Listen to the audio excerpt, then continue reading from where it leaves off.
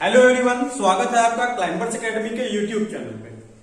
दोस्तों, पिछले कुछ वीडियोस में हमने कई सारे करंट अफेयर्स से और समसामयिकी से जुड़े मुद्दे देखे। कुछ ऐसे टॉपिक जो आपके आज करंट है और कल जीएस पोर्शन का सेक्शन बनने वाले हैं। तो आज ऐसे ही एक टॉपिक की बात करते हैं, उपभोक्ता संरक्षण अधिनियम। तो वर्ष 1986 में एक अधिनियम पारित किया गया जो कि कंज्यूमर को उसके राइट्स के लिए, कंज्यूमर राइट्स के लिए उनकी जो समस्याएं उत्पन्न होती थी उनके बीच और कंपनी के बीच, यानी कि दुकानदारों के बीच या फिर वो जिससे सेल और बाई का प्रोसेस होता था, उनके मध्य जो समस्याएं उत्पन्न होती थी, जो भी ठगी होती थी, उनको रोकने के लिए उपभोक्ता संरक्षण अधिनियम पारित किया गया 1986 में। काफी लंबे समय अंतराल के बाद इसमें कुछ संशोधन किया गया और एक नया अधिनियम पारित हुआ है उपभोक्ता संरक्षण का 2019, उपभोक्ता संरक्षण अधिनियम 2019। तो इससे जुड़े हुए कुछ फैक्ट्स हैं, बहुत मिनिमम फैक्ट्स हम आपके सामने रखेंगे जो कि एग्जाम में आपके वस्तुनिष्ठ टाइप्स में सीधे सीधे पूछे जाने वाले हैं या पूछे जा सकते हैं। चलिए आइए देखते हैं। पहला, उपभोक्ता संरक्षण अधिनियम कब पारित किया गया? तो 1986 में। वर्ष 2019 का या उपभोक्ता संरक्षण अधिनियम 2019 कब पारित किया गया? यहां पे डिफरेंट आ जाएगा। वो पारित हुआ 20 जुलाई 2020 को। वर्तमान में पारित जो उपभोक्ता संरक्षण अधिनियम है वो 2019 है और पारित कब होता है?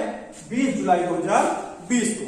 चलिए आगे बात करते हैं कि व्यापकता क्या है इसमें।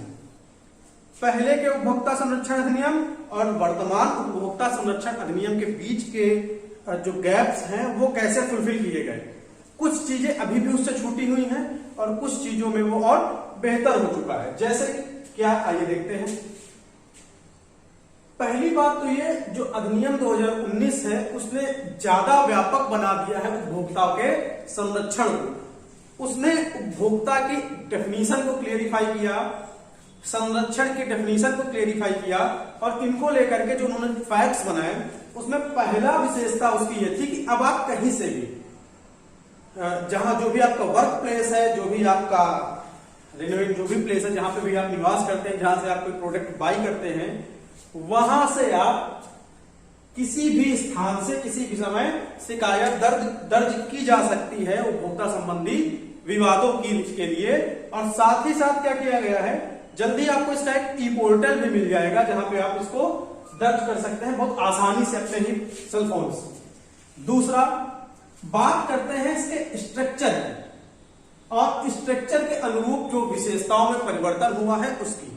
देखिए, ये एक त्रिस्तरीय पद्धति है, 3 डिवीजन पे काम करती है। पहला आपका जिला स्तर होता है। यदि अगर हम बात करते हैं उपभोक्ता संरक्षण अधिनियम के अंतर्गत जो आपकी कार्यवाहिक पालिकाएं होंगी वो 3 स्तर पे होंगी। पहला आपका जिला आयोग होगा, दूसरा आपका राज्य आयोग होगा और तीसरा आपका होगा राष्ट्रीय आयोग। तो 3 स्तरीय पद्धति है। इनमें परिवर्तन क्या हुए हैं? देखिए, जिला आयोग में जो भी अभी तक मामलों की सुनवाई होती थी वो होते थे 20 लाख के। कौन से? 20 लाख तक के आर्थिक अधिकार उनके होते थे। लेकिन वर्तमान में उनके मूल आर्थिक अधिकारों को बढ़ा करके 20 लाख से 1 करोड़ रुपए तक का कर दिया गया है। यानी कि पहले राज्य में 1 करोड़ के मुद्दे सुने जाते थे, अब वो जिला स्तर पे आपके 1 करोड़ तक के मुद्दे सुने जाएंगे, उसका आपका भुगतान किया जाएगा। फिर बात करते हैं राज्य आयोग की। जिला आयोग से अगर आपका केस रेफर होता है या आप सीधे राज्य आयोग जाते हैं तो राज्य आयोग आर्थिक अधिकार बढ़कर आपका 1 करोड़ से 10 करोड़ कर दिया गया है। उसकी जो आपकी लागत थी, जो आपकी कॉस्ट वैल्यू थी, जो मूल आर्थिक अधिकार थे, वो 1 करोड़ टू 10 करोड़ हो गए हैं। अब बात करते हैं राष्ट्रीय आयोग की। जिला आयोग 20 लाख पहले थी, अब 1 करोड़ उसकी कद हो गया है उसका बढ़ के। इसके बाद राज्य आयोग का कद 1 करोड़ से बढ़ के 10 करोड़ का हो गया है। राष्ट्रीय आयोग जो है राज्य और जिला के ऊपर, यानी कि 10 करोड़ से अधिक मामलों के लिए संगठित किया गया है। इससे पहले 1 करोड़ से जो बड़े मुद्दे होते थे वो राष्ट्रीय आयोग देखता था, लेकिन अब 10 करोड़ से के ऊपर के जो मुद्दे होंगे वो आपका राष्ट्रीय आयोग देखेगा। तो अब तक की क्या बात समझ में आई, एक बार जल्दी से रिवीजन करते हैं, फिर आगे बढ़ते हैं, फैक्चुअल नॉलेज आपको देखते हैं। उपभोक्ता संरक्षण अधिनियम पारित कब हुआ? 1986 में। उपभोक्ता संरक्षण अधिनियम 2019 कब पारित हुआ? 20 जुलाई 2020 में। वर्तमान में कौन सा उपभोक्ता संरक्षण अधिनियम लागू है? 2019 का। फिर कितने स्तर की पद्धति है ये? कितने स्तरीय आयोग का गठन किया गया है? तो 3 स्तरीय आयोग है।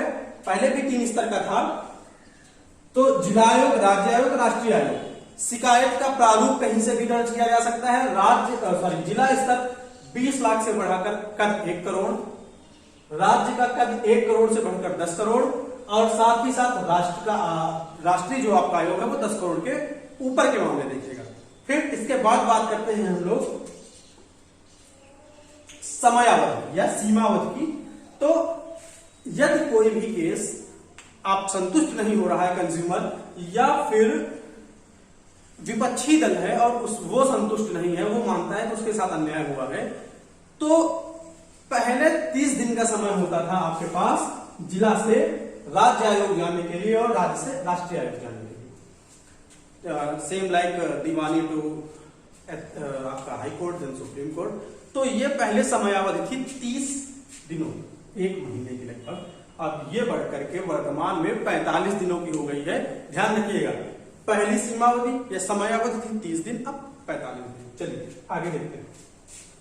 आपका जो अगला पॉइंट है, पहले क्या होता था, विपक्षी दल को जब जिला आयोग से राज्य आयोग जाना होता था, तो जो भी जिला आयोग उसके ऊपर जुर्माना राशि लगाता था, उसका 50% उसे जमा करना पड़ता था पहले गारंटी के तौर पे राज्य आयोग में। इसकी जो मैक्सिमम लागत थी वो लगभग 25,000 रुपए के आसपास आती थी।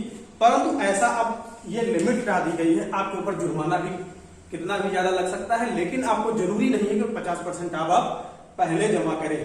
पहले आप न्याय होगा आपका, इसके बाद भी जो आपका जुर्माना होगा या आपको जुर्माने से मुक्ति मिलती है वो आपका आयोग तय करेगा। तो इसने क्या किया है, सबसे बड़ी स्पेसिफाइड रीजन इसका क्या है, सबसे बड़ा अच्छाई इसकी क्या है कि इस अधिनियम को अधिक व्यापक बनाया गया है, उपभोक्ता की पहुंच तक बनाया गया है, क्योंकि वो कहीं से भी आप उसको रेस्क्यू कर सकते हैं। लेकिन कुछ चीजें जो अभी भी छूटी रह सकती हैं, जो मेरे अनुसार अभी छूटी हुई हैं, कि इन्होंने अभी ई कॉमर्स सेक्टर को और जो आपके भ्रामक विज्ञापन आते हैं, जो भी है एज लाइक 10 दिनों में गोरापन बढ़ा दे, और ऐसा आपके साथ होता नहीं जनरली, लेकिन ऐसे जो भी आपके भ्रामक विज्ञापन हैं, उन पर अभी कोई शुद्ध रूप से स्पष्टीकरण नकेल नहीं कसी गई है, ना ही ई कॉमर्स के बारे में कोई स्पेसिफाइड अभी उसकी डेफिनेशन नहीं दी गई है। उपभोक्ता संरक्षण के अंतर्गत ई कॉमर्स की भी कोई डेफिनेशन नहीं दी गई। ध्यान रखिएगा, ई कॉमर्स की डेफिनेशन हम लोगों को पता है पहले से क्या है, लेकिन उपभोक्ता संरक्षण ने उसको मूल रूप से नहीं बताया। इसने यहां पे एक वर्ड का यूज किया है,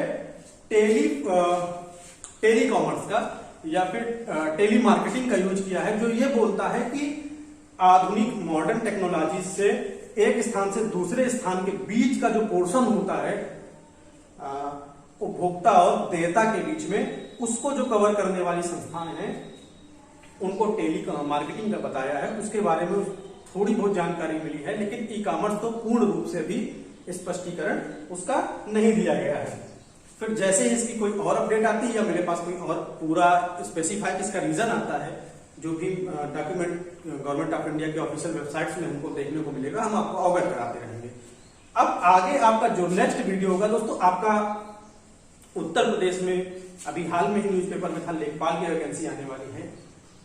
उपनिरीक्षक, पुलिस उपनिरीक्षक की आपकी वैकेंसीज आने वाली है। उसके साथ ही साथ आपकी अन्य स्टेट्स की भी वैकेंसीज आने वाली है।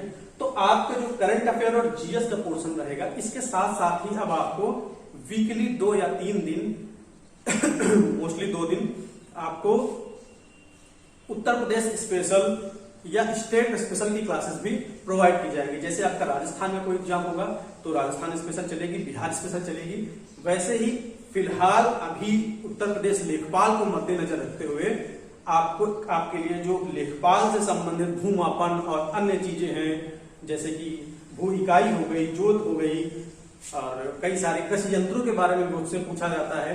कुछ लेखपाल के स्पेसिफाइड जो वर्ड्स होते हैं उनको लेकर के हम आगे बढ़ेंगे। साथ ही साथ हम उत्तर प्रदेश की जो आपके अन्य आंकड़े हैं उनको लेकर के भी आगे बढ़ेंगे। इन सभी चीजों के लिए आपको जुड़े रहना पड़ेगा क्लाइंबर्स अकेडमी से। आज का वीडियो देखने के लिए धन्यवाद और आशा करते हैं आप लाइक और सब्सक्राइब भी करेंगे।